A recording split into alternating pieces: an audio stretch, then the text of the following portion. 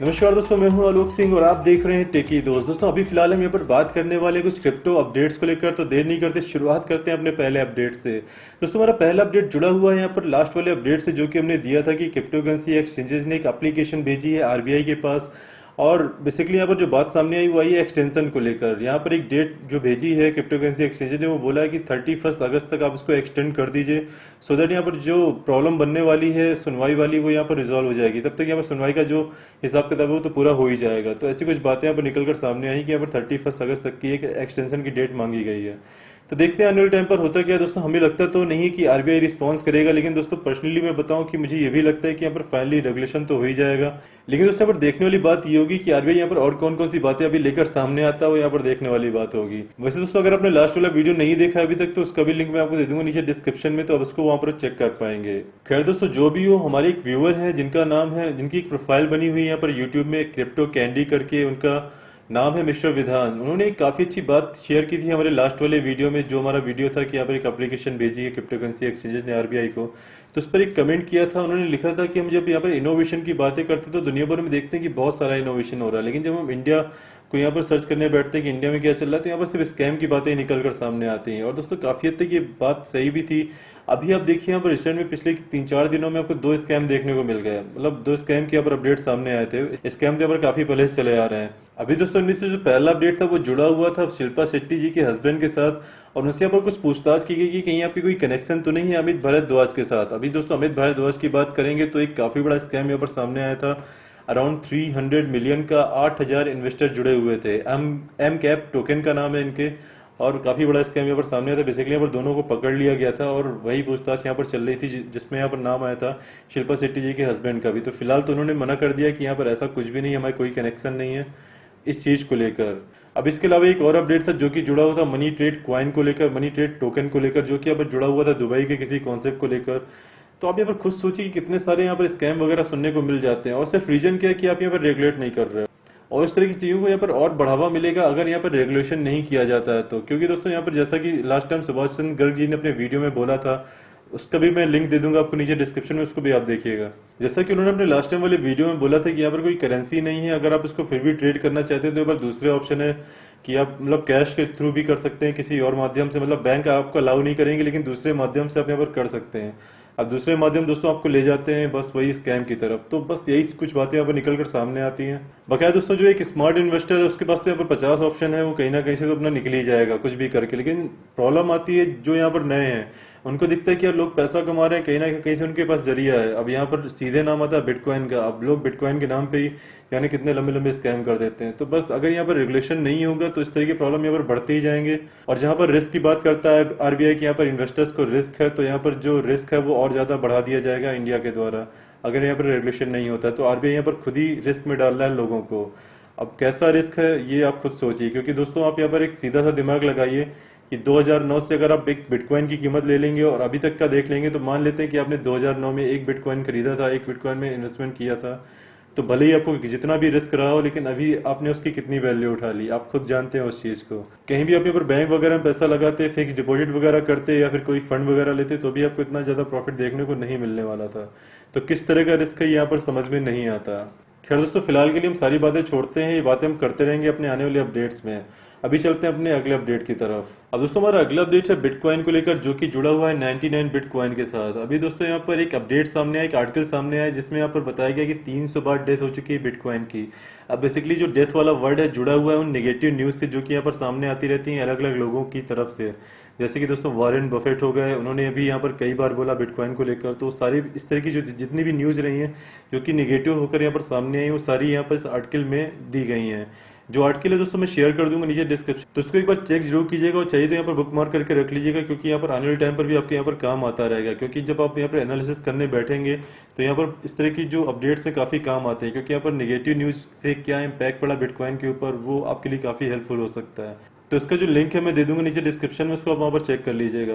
दोस्तों हमारा अगला अपडेट है जॉन मैकेफे को लेकर। और दोस्तों वैसे तो काफ़ी पॉपुलर नाम हो चुका है क्रिप्टो करेंसीज को लेकर, लेकिन अगर इनके इरादे पूरे हो जाते हैं तो आने वाले टाइम पर ये और ज़्यादा पॉपुलर हो जाएंगे। अब दोस्तों इनके इरादे ये हैं कि यहाँ पर अप्लाई करने वाले हैं यूएस प्रेसिडेंशियल के लिए, जिनके चुनाव यहाँ पर होने वाले हैं 2020 के आसपास। अब भी अगर यहाँ पर ये जीत जाते हैं तो वैसे भी यहाँ पर काफ़ी ज़्यादा सपोर्ट करते हैं क्रिप्टो करेंसीज को, और आने वाले टाइम पर और ज़्यादा सपोर्ट आपको देखने को मिल जाएगा। बेसिकली आप खुद समझ सकते हैं। वैसे दोस्तों आपका क्या कहना है कि यहाँ पर क्या हो सकता है इनको लेकर, मिस्टर जॉन मैकेफे को लेकर? आप नीचे कमेंट्स में जरूर बताइएगा अपनी राय। वैसे दोस्तों ऑलरेडी एक बार और अप्लाई कर चुके हैं यहाँ पर किसी पार्टी के थ्रू, लेकिन उसमें यहाँ पर जीत नहीं पाए थे। लेकिन अभी यहाँ पर कहना है कि ये दोबारा से उसी पार्टी के थ्रू यहाँ पर ट्राई करेंगे, यानी कि अगर यहाँ पर पार्टी ने इसको अलाउ किया तो ठीक है, नहीं तो यहाँ पर अपनी खुद की पार्टी बनाएंगे, उसके बाद यहाँ पर अप्लाई करेंगे यूएस प्रेसिडेंशियल के लिए 2020 में। तो दोस्तों देखते हैं कैसा क्या होता है। आप अपनी राय जरूर शेयर कीजिएगा नीचे कमेंट्स में। दोस्तों हमारा अगला एक बहुत छोटा सा अपडेट है जो कि यहाँ पर जुड़ा हुआ है एप्पल के को फाउंडर मिस्टर स्टीव वोजनिक की तरफ से। दोस्तों इनके यहाँ पर कहना है कि बिटकॉइन एक प्योर डिजिटल गोल्ड है, और यहाँ पर इनका ये भी कहना है कि 2028 तक यहाँ पर एकमात्र क्रिप्टो करेंसी निकल कर सामने आएगा, और बेसिकली एक इंटरनेशनल क्रिप्टो करेंसी निकल कर सामने आएगी, वो होगी यहाँ पर बिटकॉइन। अभी दोस्तों ये जो बात है कई बार ऑलरेडी पहले भी कह चुके हैं, अभी दोबारा से इन्होंने ये बात बोली यहाँ पर मनी 2020 कॉन्फ्रेंस में। और दोस्तों वैसे इनके हम अगर होल्डिंग की बात करें, वैसे दोस्तों इनके यहाँ पर कहना है कि हम कोई इन्वेस्टर नहीं है, लेकिन फिलहाल यहाँ पर इन्होंने होल्ड कर रखा है सिर्फ एक बिटकॉइन और 2 इथेरियम। और लास्ट टाइम जब मुझे याद है कि मैंने एक अपडेट में आपको ये भी बताया था कि उन्होंने एक और स्टेटमेंट कहा था कि मैं कोई इन्वेस्टर नहीं हूँ, और यहाँ पर इन्वेस्टर इसलिए भी नहीं होना चाहता क्योंकि यहाँ पर बार बार ये नहीं देखना चाहते कि भाई मार्केट कहाँ गई, तो मैं यहाँ पर जो भी होल्ड किए हूँ यहाँ पर होल्ड किए हुए एक बिटकॉइन बकाया सब मैंने यहाँ पर सेल कर दिया है। तो ऐसी कुछ बातें यहाँ पर चल रही है मिस्टर स्टीव वोजनिक की तरफ से बिटकॉइन को लेकर। अभी दोस्तों आप मुझे कमेंट में एक बात यहाँ पर बताइएगा कि यहाँ पर इनका कहना मतलब एप्पल के को फाउंडर, और यहाँ पर इनका कहना है कि प्योर मतलब डिजिटल गोल्ड है बिटकॉइन, और 2028 तक यहाँ पर एक जो इंटरनेशनल करेंसी बनकर निकलेगा वो भी यहाँ पर बिटकॉइन ही होगा, और आप यहाँ पर होल्ड किए एक बिटकॉइन और 2 इथीरियम, मतलब थोड़ा सा और नहीं लगता सोच के? आप मुझे नीचे कमेंट्स में जरूर बताइएगा आप क्या सोचते हैं। दोस्तों हमारा अगला अपडेट है यूबी की तरफ से, और दोस्तों काफ़ी ज़्यादा पॉपुलर क्रिप्टो करेंसी एक्सचेंज है ये भी, और ये भी यहाँ पर प्लान कर रहे हैं अपना डिसेंट्रलाइज प्लेटफॉर्म। एक बड़ा इन्वेस्टमेंट यहाँ पर इन लोगों ने किया कुछ $100 मिलियन का, और बेसिकली मंथली भी कुछ यहाँ पर प्लान करते रहेंगे इन्वेस्टमेंट को लेकर कि किस तरह से करना है। तो ये भी काफ़ी बड़ा प्लस पॉइंट निकलेगा यूबी को लेकर। बेसिकली यहाँ पर काफ़ी ज़्यादा जो एक्सचेंजर फिलहाल जाना चाहते हैं डिसेंट्रलाइज प्लेटफॉर्म की तरफ। अभी एक बहुत बड़ा नाम यहाँ पर सामने आता है बैलेंस का भी, कि यहाँ पर ये भी अपना एक प्लेटफॉर्म लेकर आने वाला डिसेंट्रलाइज वाला, लेकिन काफ़ी टाइम पहले अनाउंसमेंट किया था, उसके बाद यहाँ पर अपडेट सामने नहीं आया। लेकिन जब भी यहाँ पर अपडेट सामने आएगा तो यहाँ पर उनके लिए भी काफ़ी मतलब उनका जो खुद का टोकन है वो भी यहाँ पर आपको काफ़ी बाउंस देखने को मिलेगा बीएनबी के ऊपर। तो देखते हैं कैसा क्या होता है। लेकिन दोस्तों जो एक्सचेंजेस हैं फिलहाल यहाँ पर सिक्योरिटी पर काफ़ी ज़्यादा ध्यान दे रहे हैं, और अपना जो प्लेटफॉर्म है उस पर भी यहाँ पर काफ़ी ध्यान दे रहे हैं। बेसिकली जो एक पॉइंट अभी चल रहा है सेंट्रलाइजेशन वाला, उसको ये लोग करने में लगे हैं डिसेंट्रलाइज, ताकि यहाँ पर जो एक सिक्योरिटी वाला जो हिसाब किताब निकल कर आता है वो यहाँ पर मेंटेन रहे, क्योंकि सिक्योरिटी एक्चुअली बहुत मैटर करती है। क्योंकि लास्ट टाइम काफ़ी सारे जो एक्सचेंजेस में आपको जो हैकिंग वाला हिसाब किताब सुनने को मिला था वो कम से कम इस तरह के प्लेटफॉर्म में सुनने को नहीं मिलेगा। तो यहाँ पर अपनी खुद की एक ब्लॉकचेन टेक्नोलॉजी भी यहाँ पर लेकर आने वाले, अपनी एक खुद का यूबी चैन करके एक प्लेटफॉर्म है उसको यहाँ पर लेकर आने वाले हैं, जहाँ पर तगड़ा इन्वेस्टमेंट भी किया। तो देखते हैं कैसा क्या ये लोग फ्यूचर में करते हैं और क्या ग्रोथ देखने को मिल जाती है इस डिसीजन के बाद से, इस इंटीग्रेशन के बाद से। वैसे दोस्तों बैलेंस का भी अगर आपको याद हो तो ये लोग यहाँ पर स्विच हो गए थे माल्टा के ऊपर, और फिलहाल यहाँ पर इन लोगों को एक बैंक भी मिल गया जहाँ पे पूरा सपोर्ट आप यहाँ पर दे पाएंगे, और फिएट के साथ भी काफी अच्छा सपोर्ट आप यहाँ पर आपको देखने को मिल जाएगा बैलेंस का भी। अभी दोस्तों एक और एक्सचेंज है कॉइन बेस, और दोस्तों कॉइन बेस की भी यहाँ पर ऐसी कहानी चली कि भी काफी तगड़ा डेवलपमेंट में लगे हुए हैं। लेकिन बेसिकली इनका जो यहाँ पर ध्यान चल रहा है वो ज्यादा चल रहा है अभी कि रेगुलेशन के साथ जुड़कर चले यूएस में। अभी दोस्तों यहाँ पर एक और अपडेट यहाँ पर निकल कर सामने आया था कि यहाँ पर ये बनने वाले हैं regulated security firm, so that यहाँ पर कुछ सिक्योरिटी टाइप के जो टोकन्स होंगे तो उनके साथ भी कुछ आपको यहाँ पर सपोर्ट देखने को मिल सकता है आने वाले टाइम पर। अब दोस्तों एक बहुत बड़ा इशू था यहाँ पर रिपल के साथ भी, रिपल का जो टोकन है एक्सआरपी, उसको यहाँ पर यूएस के अंदर काफी बार यहाँ पर बातें निकल कर आ जाती हैं कि यहाँ पर सिक्योरिटी है वगैरह वगैरह, कंफर्म नहीं है, लेकिन अब इस तरह की बातें चलती रहती हैं एक्सआरपी को लेकर। तो यहाँ पर ऐसा भी मुद्दा लगता रहा है कि यहाँ पर एक्सआरपी को इसलिए भी इंटीग्रेट नहीं किया गया कॉइन बेस के अंदर क्योंकि उसके ऊपर भी एक शक था कि भाई यहाँ पर ये सिक्योरिटी टोकन है। खैर दोस्तों अगर यहाँ पर ऐसा कुछ देखने को मिलता है और यहाँ पर कॉइन बेस एक रेगुलेटेड सिक्योरिटी फर्म यहाँ पर बन जाता है तो हो सकता है कि यहाँ पर अगले टाइम पर इसका भी इंटीग्रेशन आपको देखने को मिल जाए कॉइन बेस के अंदर एक्सआरपी का। तो देखते हैं कैसा क्या होता है। फिलहाल तो यहाँ पर जो बातें हैं वो ऐसी चल रही हैं कि यहाँ पर रेगुलेटेड सिक्योरिटी फर्म की कुछ बातें चल रही कॉइन बेस को लेकर। तो हमारा अगला अपडेट है बिटकॉइन कैश को लेकर। दोस्तों यहाँ पर एक इवेंट हुआ था चाइना के अंदर और यहाँ पर काफी सारे प्रोग्रामर्स इकट्ठा हुए थे और यहाँ पर कुछ डेवलपमेंट वगैरह भी करते रहे इस चीज को लेकर, और काफी हद तक जो इवेंट है काफी सक्सेसफुल रहा। यहाँ पर काफी सारी कूल एप्लीकेशंस भी डेवलप की गई बिटकॉइन कैश का प्लेटफॉर्म यूज करते हुए। उनमें से दोस्तों एक ऐप यहाँ पर डेवलप की गई थी जो कि थी यहाँ पर गूगल ऑथेंटिकेटर टाइप की, जो कि यहाँ पर कोड्स वगैरह जनरेट करने का काम करती है।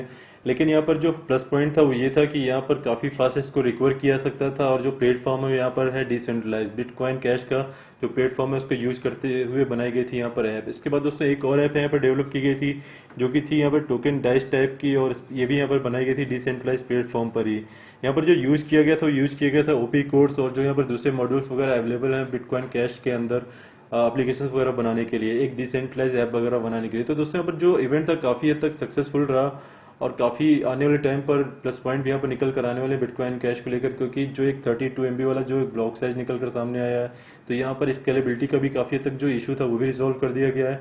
और उसके बाद यहाँ पर जो इन्होंने एक प्लेटफॉर्म बनाया कि आप यहाँ पर इनका यूज करते हुए और भी ऐप्स वगैरह डेवलप कर सकते हैं ईजिली, तो ये भी काफी बड़ा प्लस पॉइंट बनता है बिटकॉइन कैश को लेकर आने वाले टाइम को लेकर। दोस्तों बस ये थे अभी के सारे अपडेट्स, अभी के लिए फिलहाल इतना ही। अगर ये वीडियो आपको अच्छा लगा तो उसको कर लीजिएगा लाइक, साथ ही कर दीजिए शेयर भी, और अभी तक आपने चैनल को सब्सक्राइब नहीं किया तो कर लीजिए सब्सक्राइब भी, क्योंकि दोस्तों इस तरह के जो अपडेट्स हम आपके लेकर आते रहते हैं। दोस्तों फिर मिलते हैं अपने नए अपडेट्स के साथ। जय हिंद, जय भारत।